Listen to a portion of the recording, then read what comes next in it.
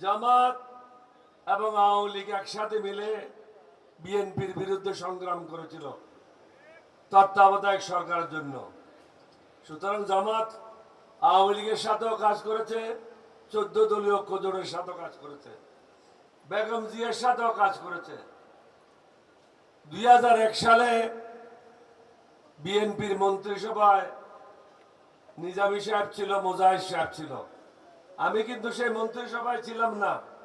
তাহলে কি ওটা রাজাকারের মন্ত্রিসভা ছিল? আমার গায়ে গন্ধটা কোথায় পেলেন? আমি তো জামাতে যোগদান করি নাই। আমরা যারা বাংলাদেশের স্বাধীনতা সার্বভৌমত্ব রক্ষা করতে চাই, বিদেশিদের হাত থেকে বাংলাদেশকে নিরাপদ রাখতে চাই, বাংলাদেশের মানুষকে নিরাপদ করতে চাই, ইসলামিক আদর্শে বিশ্বাস করি, নবীর আদর্শে বিশ্বাস করি, আমরা ঐক্যবদ্ধ হয়েছি। এতে আপনাদের গাত্র দেওয়ার কোনো কারণ তো আমি দেখি না। এটা ভারতের বয়ান, বাংলাদেশের মানুষকে বিভক্ত করে শাসন করা। দয়া করে এখনো সময় আছে। আপনার দলে যারা দালালেরা আছে তাদেরকে চিহ্নিত করেন। আমাদের কাছ থেকে আপনার কোনো বিপদ নাই। বিপদ হলো আপনার ঘরে যে দালালগুলি আছে তাদের কাছ থেকে আপনার বিপদ। আমরা কি চাই? আমরা সুশাসন চাই, ন্যায় বিচার চাই, মানবতার বাংলাদেশ চাই, স্বাধীনতা সার্বভৌমত্ব অক্ষুণ্ণ থাকুক, বিদেশিদের হাত থেকে বাংলাদেশ মুক্ত থাকুক। আজকে জুলাইকে কেন্দ্র করে সমগ্র বাংলাদেশের লোক একসাথে হয়েছিল, কিন্তু হঠাৎ করে বিএনপিতে কি বলল?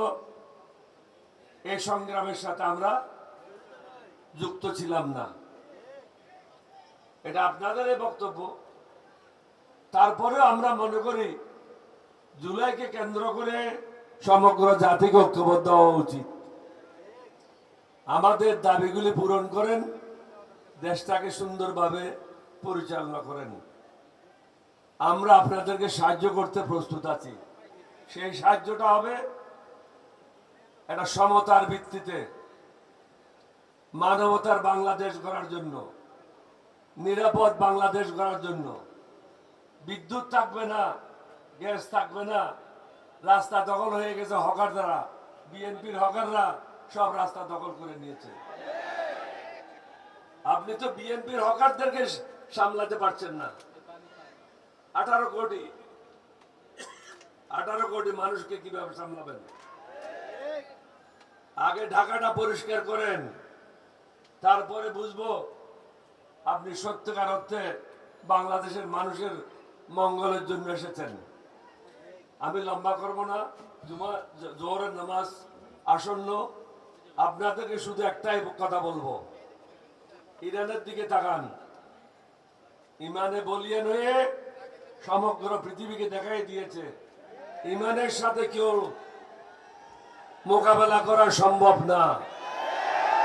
বেঈমান মুনাফিককে দিয়ে দেশের কখনো মঙ্গল হবে না।